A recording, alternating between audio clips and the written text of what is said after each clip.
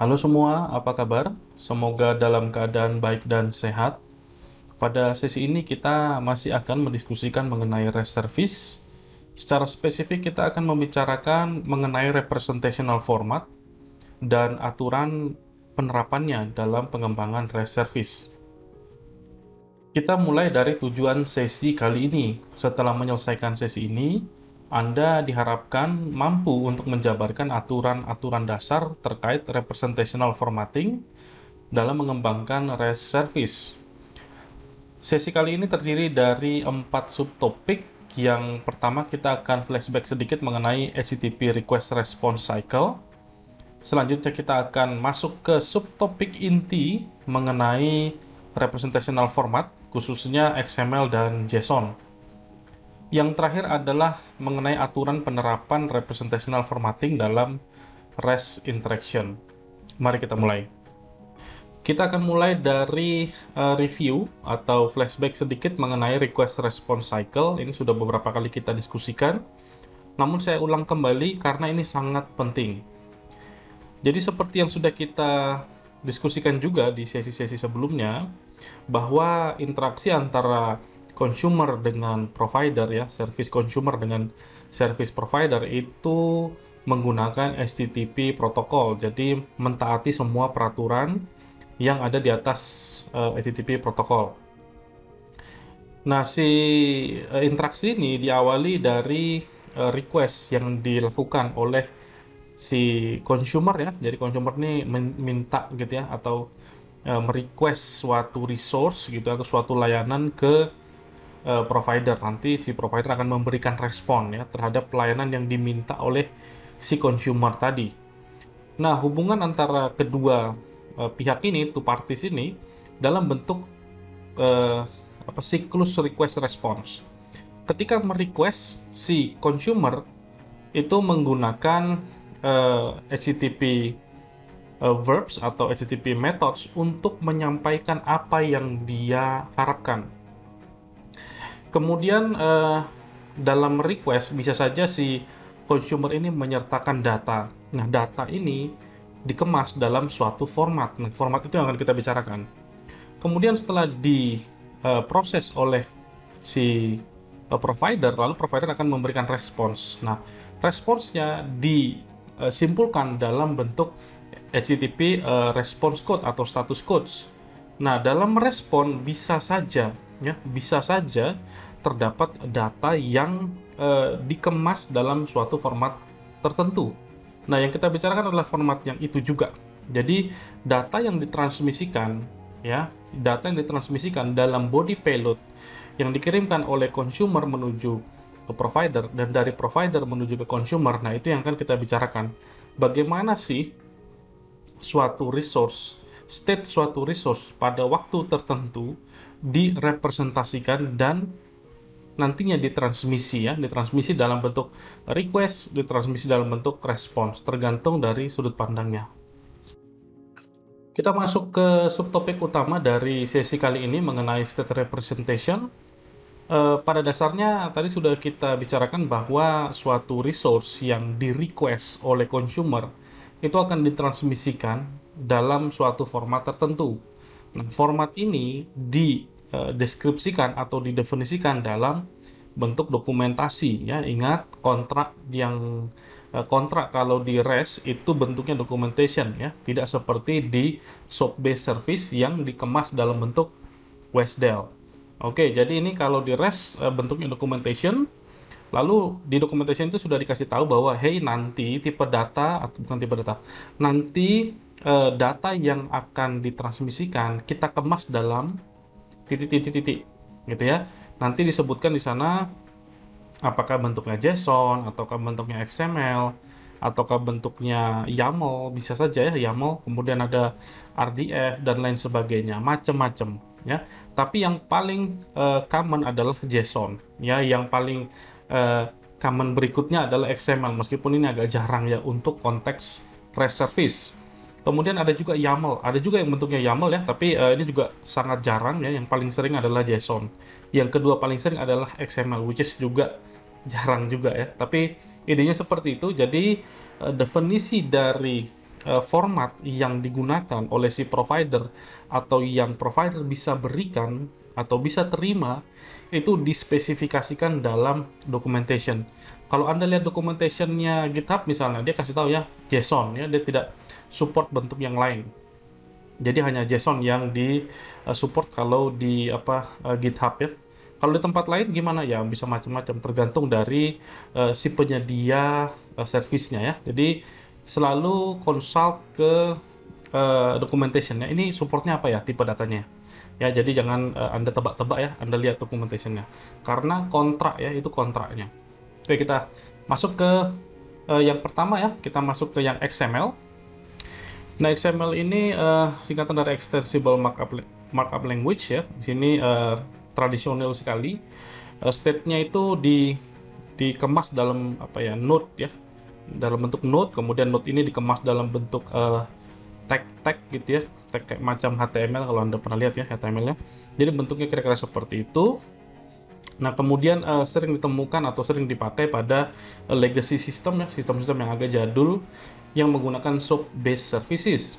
Kemudian kita juga temukan XML itu dalam configuration files. Jadi kalau Anda pakai Java ya, itu kan configuration files dari buildernya itu biasanya ditulis dalam bentuk XML ya, itu contohnya. Nah, untuk melakukan pembacaan atau melakukan modifikasi ya terhadap struktur dan nilai dari sebuah XML itu menggunakan parser ya. Nah, ada banyak parser yang tersedia, ada XPath, ada XSLT, ada XQuery, macam-macam ya. Ini untuk ngeparsing dan untuk ngebaca value-value yang ada di dalam sebuah XML ya. Selanjutnya XML ini bentuknya tadi ya node ya, ada node gitu, terus node ini tag gitu. Kemudian dalam sebuah node itu bisa saja di dalamnya ada nested nodes. Kemudian sebuah nodes itu bisa memiliki satu atau lebih atribut tapi punya satu value ya, value-nya cuma satu tapi boleh punya beberapa atribut ya, satu atau lebih atribut boleh. Nah, kemudian yang perlu diketahui adalah untuk tag-nya itu nggak ada standarnya sebenarnya, tergantung dari nanti DTD-nya bagaimana. DTD itu untuk untuk mengecek struktur dari XML itu menggunakan DTD.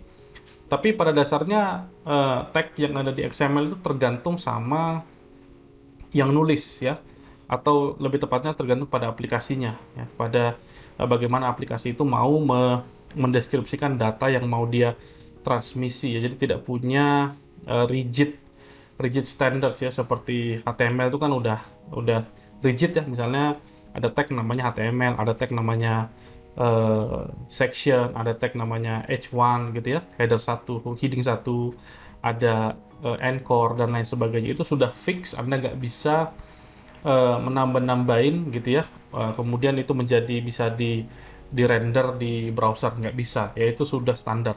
Nah, beda dengan XML, ini tag-tagnya suka-suka dari ya, suka-sukanya dalam tanda kutip ya, bukan berarti ngawur, tapi tergantung dari application-nya, tergantung dari providernya, dia mau nulis tag-nya apa ya. Nah, ini contoh tag-nya ya. Jadi tag ya, ada pembuka penutup, kemudian ada atributnya. Ini saya contohkan satu saja, bisa dua, bisa tiga, bisa macam-macam, bisa nggak ada juga. Lalu ada value-nya di tengah-tengah ya. Jadi di antara open dan close tag ini ada value dari tag tersebut, kira-kira seperti itu. Ya, tag ini disebut dengan satu tag ini ya, satu pasang ini disebut dengan node ya, atau elemen gitu ya. Ya, jadi elemen ini bisa punya elemen yang lain di bawahnya ya, ada nested gitu ya, boleh. Nah, di sini kita lihat sebuah contoh XML ya, contoh sebuah XML. Di sini dia punya root node ya, root node-nya itu adalah profile. Jadi sini mau menggambarkan tentang profil seseorang. Jadi dia punya root node atau root elemen ya, paling luar gitu ya. Namanya profile ya, nama tag-nya adalah profile. Lalu dia punya child element atau punya nested nodes ya. Di sana ada display ya, display ini display name ya, display name-nya adalah si gurita tralala. Lalu dia punya age, punya usia 22. Lalu ada favorite fruits-nya ya, favorite fruits, dia punya nested ya, punya nested nested element, child element ya. Di sini ada dua. ada apple dan cherry. Nah, di sini Anda perhatikan ya, eh, untuk mendefinisikan child nodes ya, itu bisa seperti ini, dan ini kira-kira bentuknya kayak array gitulah kalau kita bayangkan ya, kayak array. Kemudian ada di sana phones ya, telepon ya, nomor telepon gitu sebenarnya. Lalu untuk nomor telepon ada statusnya, apakah aktif atau tidak ya. Jadi ada statusnya aktif atau tidak, ada tipenya ya, private atau office, home gitu ya. Kemudian ada nomor teleponnya. Nah, ini value-nya. Kemudian bentuknya kira-kira seperti ini untuk mendeskripsikan profil. Nah, nanti kita akan lihat bentuk JSON dari profil. Kalau bentuknya JSON kira-kira seperti apa ya, dengan formatting JSON kira-kira seperti apa bentuknya. Nah, ini adalah bentuk dari XML ya, bentuk XML dari profil ya. Ini contoh saja. Berikutnya kita akan lihat JSON sebagai formatting ya. JSON itu singkatan dari JavaScript Object Notation. Jadi bagaimana kita merepresentasikan suatu state ya, sebuah objek ya. Objek itu kan punya atribut dan ada state-nya. Bagaimana kita merepresentasikan objek tersebut dalam format JavaScript. Nah, di sini format JSON ini meskipun awalnya dari JavaScript, tapi makin ke sini menjadi kayak standar lah de facto untuk data exchange ya, format untuk data exchange kira-kira seperti itu. Jadi ini sudah menggantikan XML tadi ya. Kalau in general setting itu udah jadi de facto lah untuk JSON. Nah, kenapa pakai JSON? Nah, pada dasarnya karena REST service itu biasanya kliennya berupa web application ya. Kliennya berupa web application. Meskipun bisa juga atau sekarang ya lebih umum digunakan oleh mobile application ya. Jadi selain dulunya ya web application, sekarang mobile application udah juga make gitu ya. Jadi kalau Anda pakai Facebook mobile ya, di mobile application itu juga sudah memanfaatkan REST API. Anda pakai Twitter juga sudah memanfaatkan REST API untuk mengakses data dari YouTube, itu juga menggunakan REST API. Nah, jadi itulah contoh-contoh penggunaan JSON. Ya, kalau Anda pakai yang masih dalam bentuk web, misalnya Facebook yang menggunakan browser ya, jadi itu juga menggunakan REST API di belakangnya. Meskipun sekarang udah mulai bergeser menggunakan GraphQL ya, tapi pada awalnya dulu sempat menggunakan REST ya. Cuma sekarang sudah mulai bergeser menggunakan GraphQL. Nah, jadi JSON, kenapa pakai JSON? Karena ini de facto tadi sudah saya sampaikan. Kemudian awalnya yang make itu web application ya. Jadi si provider ini memberikan format yang sesuai dengan kliennya, kira-kira seperti itu, supaya cocok dengan kliennya ya, karena kliennya web dan di web itu ada JavaScript-nya, jadi dia menyampaikan data itu dalam format yang friendly ya terhadap atau dari sudut pandang kliennya atau consumernya ya. Consumernya adalah aplikasi yang berbasis web, kira-kira seperti itu. Nah, untuk definisi dari JSON sendiri bisa Anda cek di RFC 8259, ini sangat detail sekali di sana. Dan berikutnya yang mau saya highlight di sini adalah kalau JSON ya, sebenarnya XML juga begitu ya, plain dan interoperable. Ya, plain itu artinya ya kita bisa buka atau kita bisa lihat kontennya dengan dengan cara yang sederhana ya, karena value-nya langsung di situ ya, langsung teks dia, nggak binary. Jadi begitu kita buka berkasnya langsung bisa kita baca ya, meaningful gitu ya, gampang ya. Nggak seperti kalau binary kan, kalau binary itu kan bit-bit ya, harus dikonversi segala macam, itu agak repot. Nah, ini plain ya, jadi JSON dan XML itu semua sama-sama plain dan interoperable. Nah, interoperable ini artinya apa? Artinya bisa dibuka di platform manapun, bisa dimanipulasi di platform manapun, apapun OS-nya, apapun aplikasinya, itu bisa mengoperasikan JSON atau XML ya. Cuman kalau XML itu ada parsernya, dia agak ribet makainya ya. Kalau JSON lebih simple ya, kira-kira seperti itu. Nah, kita akan lihat key formatting di JSON. Nah, JSON karena dia mengencapsulate atau nge-wrapping objek ya, jadi kita akan tulis dalam sudut pandang objek. Nah, untuk objek dituliskan dalam curly braces ya, kurung kurawal gitu ya. Jadi itu tandanya ini objek ya. Kalau kurung kurawal buka, kurung kurawal tutup, langsung ya, itu artinya objeknya kosong, tidak punya atribut. Nah, untuk atribut dari objek itu ditulis dalam bentuk key value pair, ya. Ada key-nya, lalu ada value-nya. Nah, untuk key-nya itu ditulis dalam string, ya. Kalau value-nya tergantung dari value-nya, ya, tipe dari value-nya. Kalau value-nya string ya tulis gini, ya, quotes ya. Tapi kalau misalnya value-nya adalah numerical value ya tulis aja angkanya. Misalnya 14 ya tulis 14. Kalau 3,14 ya tulis 3,14 ya. Kalau boolean gimana? Ya tulis aja true false. Cuman huruf kecil ya, semua lowercase. Kalau date gimana? Kalau date kebetulan tidak disupport, jadi Anda harus tulis dalam bentuk string. Ya, nanti Anda convert. Nah, itu untuk atribut dan value-nya ya. Jadi key value pair, sepasang-sepasang. Nah, kalau Anda punya dua atribut ya, maka Anda separasikan dengan menggunakan koma. Jadi atribut pertama key-nya apa? Titik 2, value, lalu koma ya. Lalu key yang kedua, lalu titik 2, lalu value-nya. Nanti kita lihat contohnya. Kemudian untuk array kita menggunakan ini ya, kurung siku ya untuk array. Lalu diperbolehkan nested ya, nested object boleh, nested array juga boleh. Nanti ada contohnya. Nah, kemudian untuk media type di sini media type itu digunakan untuk memberitahu ya, memberitahu si consumer apa isi dari body atau formatting dari body payload ya. Jadi kan kalau kita nge-request atau kita nge-response ya, itu kan di body payload kita isi dengan representational state ya, misalnya dengan JSON. Nah, kita mau ngasih tahu nih sama yang mau nerima, hey, itu nanti bodinya isinya JSON. Nah, gitu ya, untuk ngasih tahu. Atau hey, itu bodinya isinya PDF. Nah, itu kita bisa kasih tahu ya, supaya si penerima nanti bisa menyesuaikan diri. Oh, ini tipenya JSON, jadi saya harus apain ya. Jadi untuk ngasih tahu tipenya apa, tipe dari isi di body payload itu menggunakan media type ya, atau MIME type ya, biasanya MIME type gitu ya.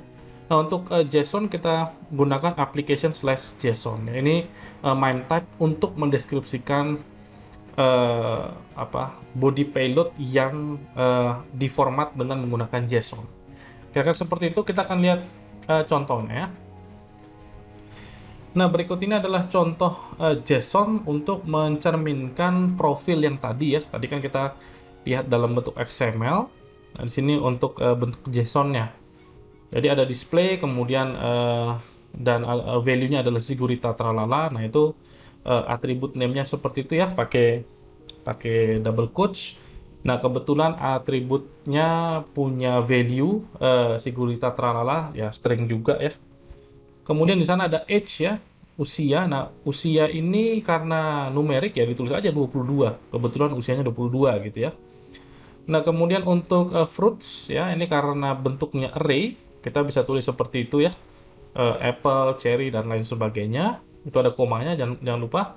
Kemudian di yang berikutnya font ya, di sini fontnya kita buat dalam bentuk array ya, kemudian di dalamnya ada dua buah objeknya. Dua buah objek, jadi di situ ada numbernya, ada type-nya ya, type-nya itu private atau office atau home semacam itu, kemudian aktif atau tidak.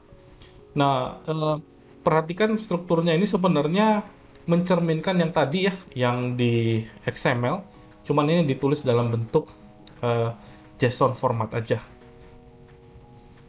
Kita masuk ke representational rules. Ini melanjutkan yang sebelumnya itu kalau nggak salah nomor 41. Nah, kita lanjut ke 42, tapi ini spesifik untuk representational rules.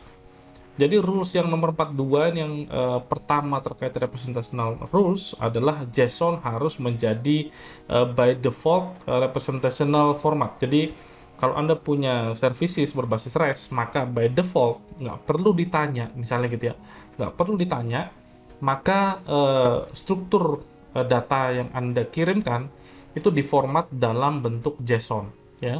Jadi kalau nggak ditanya, by default sudah JSON. Rule nomor 43, JSON-nya harus well form ya.